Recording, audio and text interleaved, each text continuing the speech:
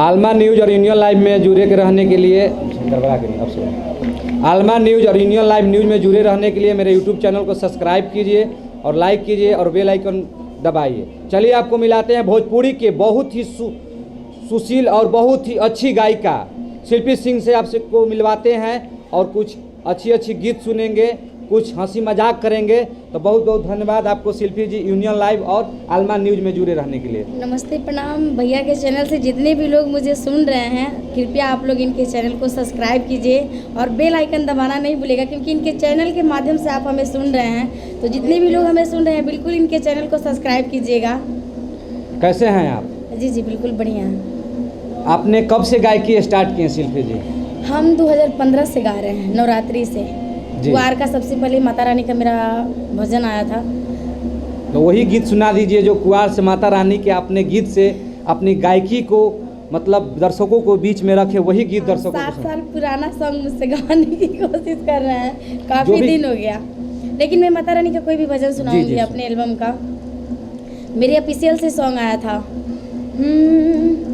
कि बघवा चढ़ाल देवी माई गौरा जात आवे हो गवार लो गवाना, कि बघवा चढ़ाल देवी माई गौरा जात आवे हो गवार लो गवाना, हो गवार लो गवाना, माई के मरामियों ना जाने हो गवार लो गवाना।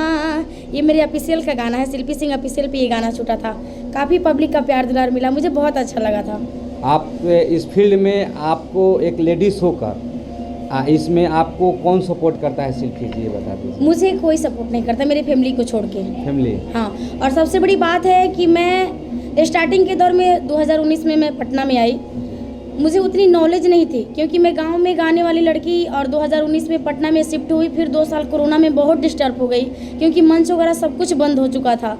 मतलब मैं नहीं बता सकती कि मेरी स्थिति कैसी हो गई थी। फिर भी मैंने एल्बम इक्का दुक्का गाती रही, ऐसा नहीं कि मैंने साफ मार्केट से कर पाती हूँ। लेकिन अभी के डेट में मुझे बहुत लोगों का कुछ सपोर्ट मिल रहा है, जैसे कभी मीजू का सपोर्ट मिल जाता है। आएगा वो भी समय कि मैं खुलेआम उन लोगों का नाम रखूँगी कि उनका हाथ अब मेरे सर पे है, कि मुझे आगे बढ़ने में अब थोड़ा सा बेटर फील हो रहा है, राहत मिल रहा है कि हाँ कुछ लोग मेरे साथ अब चल रहे हैं, मैं अकेली नहीं हूँ। मतलब शिल्पी जी ये बताइए कितने मतलब बड़े कंपनियों से मतलब आप किस किस कंपनियों से आप गा चुकी हैं, और कौन सा गाना से आपको पहचान मिला? आपका जब 2017 में लोग मिलियन नहीं जानते थे, उस टाइम अपने मिलियन देने का काम किया यूट्यूब पे। जी उसके बाद मेरे नज़र के सामने ऐसी लड़कियों का मिलियन में गाना गया जो आज मार्केट में अवेलेबल हैं। लेकिन मैं 2017 में 4 मिलियन गाना दे के बजने वाली लड़की, और उसका नॉर्मल वीडियो बना था। कंपनी वाला एक लड़की को ऐसे ही मतलब पर्दे पे खड़ा करके डांस करवा दिया था, वो गाना 4 मिलियन गया था।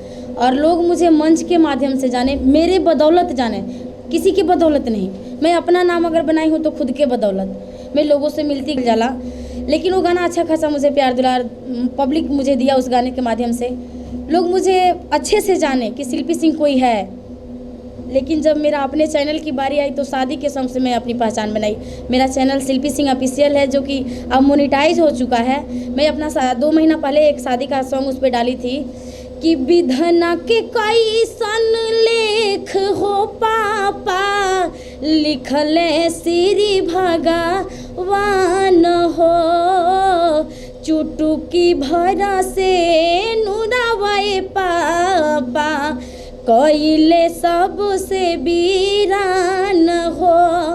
मुझे 25,000 ही व्यूज़ मिले, मेरे लगा मतलब कि मेरे मेहनत का पैसा उसमें लगा है।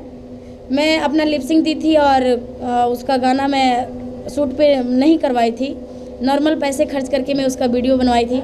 मुझे जो भी प्यार दुलार मिला बहुत अच्छा लगा, क्योंकि मुझे 25,000 ही लोग देखे, अच्छे लोग देखे। और मुझे उन गानों को गाना पसंद है कि अपने परिवार के साथ लोग बैठ के सुने, ताकि ये नहीं कि मुझे कोई हेडफोन में सुने, वो मुझे काम नहीं करना है। भोजपुरी में एक मुद्दा उठता है अश्लील जी। लोग हिट होने के लिए अश्लील गा रहे हैं और टैटू बनवा रहे हैं, तो इसके बारे में आप क्या बोलेंगे? देखिए, टैटू की बात जहाँ तक है तो मैं पवन जी को बहुत पसंद करती हूँ। ऐसा नहीं है कि वो राजपूत है और मैं भी राजपूत हूँ, उनको लाइक करती हूँ, ऐसा नहीं। उनके गायकी की मैं फ़ैन हूँ।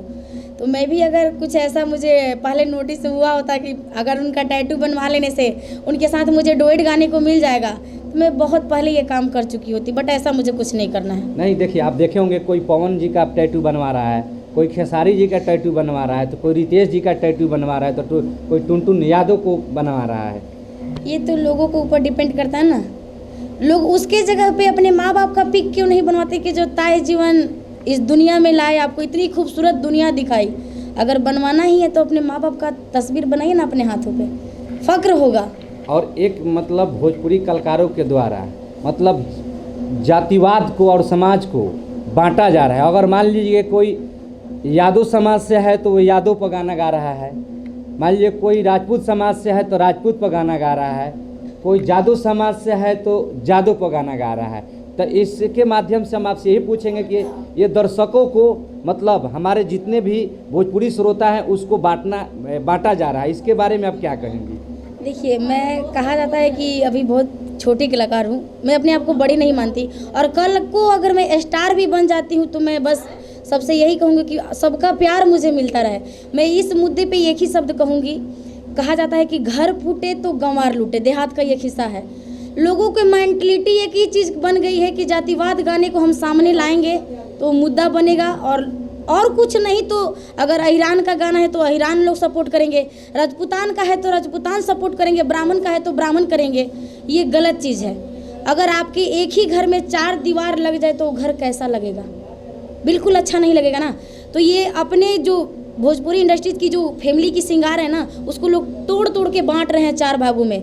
जो कि अगर कहा जाता है कि एक ये दीवार अगर वाइट है उसमें काला टीका लगा दीजिएगा तो धब्बा लगेगा, वही धब्बा है वो। मैं यही कहना चाहूँगी। तो मैंने इस समाज को बढ़ाना दे चाहती हैं कि मतलब बोलना चाहती हैं दर्शकों को इसे और कलाकार लोगों से कि ऐसा नहीं होना चाहिए, ऐसा नहीं होना चाहिए। लेकिन आज के डेट में रातों रात हिट होने का लोगों के पास एक ही बुद्धि है, कुछ भी करके स्टार बन जाना है। तो उसके लिए वो कुछ भी गवा दें, बदनाम हो जाए, गालियाँ सुने, कोई फ़र्क नहीं पड़ता है। लेकिन सबसे ज़्यादा अगर कोई मूर्ख है तो पब्लिक। अगर उन गानों को अगर आप सपोर्ट ही नहीं करेंगे, नहीं सुनेंगे, तो आसमान से टपक के व्यूज नहीं मिलने वाला है। तो मैं यही कहूँगी कि आपके चैनल के माध्यम से कि प्लीज़ इन ऐसे कार्यों को आप लोग सपोर्ट ना करें कि जो अपने समाज के लिए सुनने पर और कहने पे शर्मिंदगी महसूस हो।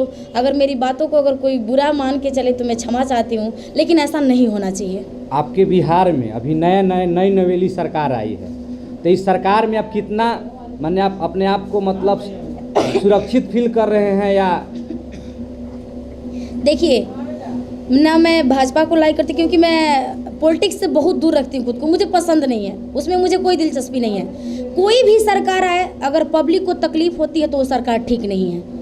कहा जाता है कि लोग भाजपा के सपोर्टर हैं, भाजपा के सपोर्टर में ही ऐसी है कि जिसका कोई जवाब नहीं है। और रहा है आज लालू की, तो अब मैं क्या बोलूं, अगर लालू के समय भी वो सब होता है तो वो भी ठीक नहीं है। मैं यही कहूँगी कि कोई भी सरकार आए, बस पब्लिक सेफ रहे, लड़कियां सेफ रहे, लोगों को जो रोज़गार चाहिए आप रोज़गार दीजिए।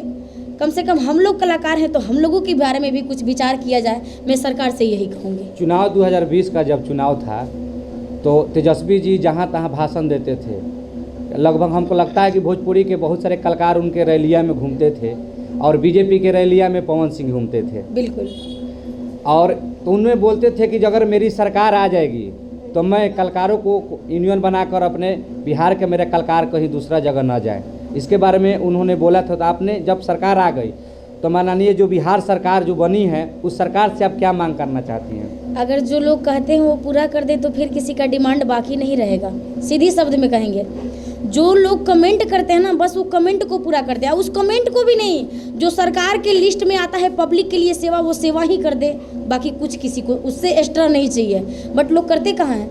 आप अपने आप में सब लोग लूटने में लगे हैं, तो पब्लिक भाड़ में जाए। कहा जाता है कि अपना काम बनता भाड़ में जाए जनता। बस आप मूर्ख हम लोग हैं कि वोट देके उनको जिता देते हैं, और कुछ नहीं। तो चलते चलते आप दर्शकों को एक गीत और सुना दीजिए मेरे चैनल के माध्यम से, यूनियन लाइव और आलमा न्यूज के माध्यम से।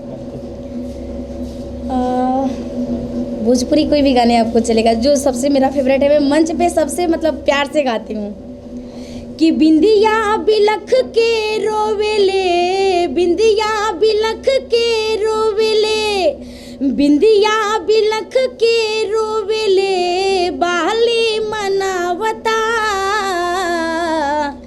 जल्दी आ जा ए बलमुआ, जल्दी आ जा ए बलमुआ, उठ लाली बोलावता, जल्दी आ जा ए बलमुआ, उठ लाली बोलावता। आप भोजपुरी में फीमेल गायिका किनको पसंद करती हैं? सबसे ज़्यादा कल्पना जी और श्रद्धा सिन्हा जी को। बहुत अगर मुझे आगे बढ़ना है तो उन्हीं के रास्ते पे चल के, और मुझे एक शब्द में लास्ट में कहना चाहूँगी कि मुझे वो गाने गा के 4 दिन नहीं बजना है, मुझे वैसे गाना गाना पसंद है कि जो लाइफ टाइम बजे, हर घर में बजे, माँ बहन बेटा भाई बहन जो भी बैठे साथ में बजे और सब लोग सुने और सबका आशीर्वाद मुझे मिले। मैं भविष्य में यही मतलब उम्मीद करती हूँ कि मेरे से लोग यही गाने सुने और मैं गाना पसंद करूँगी। बहुत बहुत धन्यवाद शिल्पी सिंह जी, आपको इस चैनल से जुड़े रहने के लिए। जी जी, थैंक यू सो मच।